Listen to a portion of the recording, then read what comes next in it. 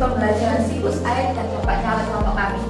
Kami menulis strategi yaitu student centered learning atau yang berpusat pada siswa. Yang dimaksudkan berpusat pada siswa yaitu siswa itu aktif mencari, menemukan dan membuat pengetahuannya sendiri. Dan guru itu sebagai fasilitator dan juga itu SCL ini itu menyesuaikan dengan karakteristik siswa. Yang selanjutnya yaitu menganalisis karakter tiap siswa. Kemudian yang pertama itu aktif. Aktif ini ada plus minusnya. Jadi kita analisis ada kekuatan dan juga kelemahannya. Kekuatannya aktif itu adalah di interpersonal, secara sosialnya. Sedangkan minusnya adalah fokus akademik dan teralihkan tanpa sosial. Jadi karena dalam kelompok si aktif itu malah penuh ke sosialnya bukan tugasnya sendiri. Itu minusnya. Selanjutnya Nina. Untuk Nina sendiri berdasarkan multiple intelligence, Nina ini termasuk memiliki kecerdasan logis matematis. Kemudian ada beberapa kelebihan Nina, yakni Nina bisa mengerjakan hal-hal yang terstruktur. Kemudian namun ada kelemahan sendiri, yaitu pada bagian lemah linguistik dan lemah interpersonal. Kemudian selanjutnya untuk Mario. Mario ini mendapat julukan petualang eksperimen berdasarkan multiple intelligence-nya. Mario ini termasuk memiliki kecerdasan kinestetik. Kemudian dia kuat atau bagus dalam psikomotoriknya, baik motorik kasar maupun motorik halusnya. Namun untuk Mario sendiri ada kekurangannya, yakni sulit untuk duduk lama atau mendengarkan penjelasan. Kemudian dalam kerja kelompok dia terlalu mendominasi. Kemudian selanjutnya adalah Laksmi. Laksmi ini mendapat julukan si komisi kreatif berdasarkan kecerdasan majmuk atau multiple intelligence. Laksmi ini memiliki kecerdasan visual spasial, kemudian anaknya juga kreatif, imajinatif, bagus dalam hal menggambar dan sebagainya. Kemudian kelemahannya, dia lemah pada hal-hal yang terstruktur, kemudian mudah frustasi atau kalau tugasnya kurang sesuai maka dia akan mudah merasa bersalah, merasa frustasi dan dapat menangis. Selanjutnya pembelajaran yang kita gunakan yaitu PJBL berupa proyek 3 dimensi, kolaboratif dan diferensiasi. Alasan mengapa kita menggunakan PJBL, pertama dari segi kognitif. Yang pertama disampaikan berdasarkan teori Piaget, yaitu siswa pada tahap operasional konkret, yaitu usia 7-11 tahun, di mana usia tersebut membutuhkan benda konkret dalam belajar. Melalui proyek membuat diorama siklus air, siswa memiliki hubungan lebih jelas dalam memahami karena divisualisasikan secara langsung. Berdasarkan penjelasan tersebut, penerapan PJBL dengan media diorama sesuai dengan karakteristik perkembangan kognitif siswa yang masih membutuhkan contoh konkret khususnya untuk memahami konsep-konsep IPA. Yang kedua yaitu menurut Vygotsky, di mana melatih siswa bersosialisasi dan belajar dari sosial.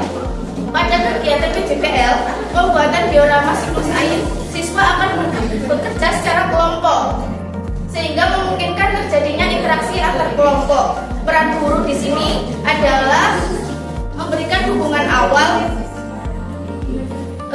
atau scaffolding, seperti memberikan contoh penggunaan contoh pembuatan diorama, pertanyaan menuntun, serta memberi arahan langkah-langkah kerja. Seiring meningkatnya pemahaman siswa, guru mengurangi bantuan agar mereka lebih mandiri. Melalui proyek ini diharapkan dapat melatih kemampuan bekerja sama dan berpikir ilmiah siswa melalui interaksi sosial. Selanjutnya yaitu dari segi sosio-ilmu yang disampaikan sesuai Erikson, yaitu tahap industri versus inferior, yaitu mengerjakan tugas menantang namun tetap bisa diselesaikan, penciptaan percaya diri. Melalui PJBL, pembuatan diorama, siswa diberi kesempatan untuk menghasilkan karya nyata yang bisa ditampilkan dan mendapat apresiasi. Ketika mereka berhasil menyelesaikan proyek, bekerja sama dalam kelompok, dan mempresentasikan hasil karyanya, akan muncul rasa bangga terhadap kemampuan diri sendiri. Baik, selanjutnya dalam sisi moral ada dua tokoh di sini, Kohlberg dan Gilligan. Jadi perbedaan antara dua ini yakni di sini terkait aturan, yang Gilligan itu terkait empati. Nah, dari peserta didik tadi, murid tadi itu di Kohlberg, aturan itu berkembang melalui pengalaman, moral berkembang melalui pengalaman kerja, pengalaman aturan. Di Gilligan mereka Adi pada tahap 2, transisi kedua, Mario tahap 1, transisi ke 1. Yang selanjutnya terakhir yakni pada fisik. Menurut Galau, Lauve dan Malina.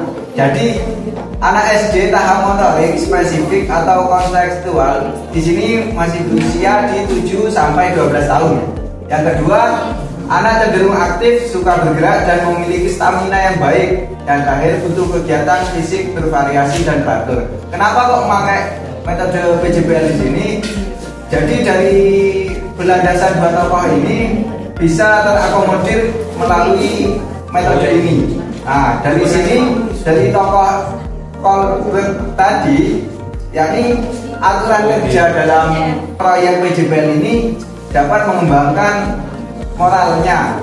Yang terakhir fisik, jadi di sana di PJBL itu akan mengakomodasi kebutuhan gerak seperti memotong, menempel, dan lain sebagainya, menggambar. Yang selanjutnya mengintegrasi belajar plus gerak.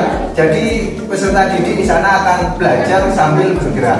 Nah, dari beberapa teori tadi dan landasannya untuk peserta didik tadi, kesimpulannya menimbulkan peran masing-masing murid, yakni Adi di sana sebagai koordinator dalam diskusi, Nina sebagai penata konsep atau ketepatan isi, Mario nanti sebagai perakit model proyek 3D, Laksmi sebagai desainer dan storyboard.